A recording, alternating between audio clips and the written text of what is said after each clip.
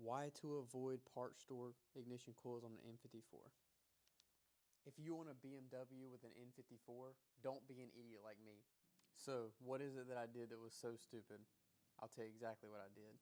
I replaced the ignition coils, and instead of doing a little bit more research and figuring out which ones were the best, I went to the parts store and I got Delphi ignition coils.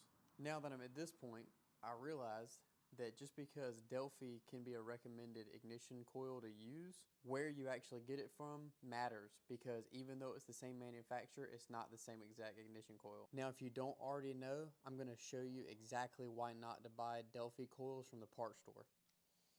We're going to remove the ignition coil right here. And there's a rubber boot that can fail due to heat cycling on the parts store coil and become stuck inside of your spark plug well.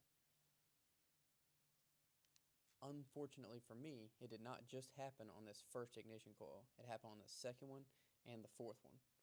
So to get it out, I'm going to take this curved pick here.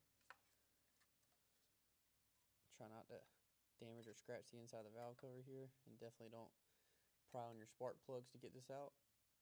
I'm going to hook it into the rubber boot.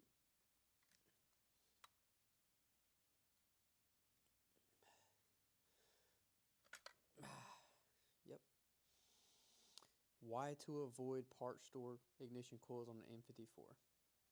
Even though only 3 out of the 6 ignition coils that are in my car failed like this, I did go ahead and buy 6 brand new Bosch coils to avoid this happening again.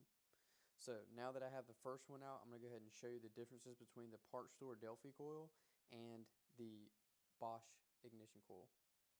So this is the one that failed, and as you can see, a little bit of pressure, the boot slides right off.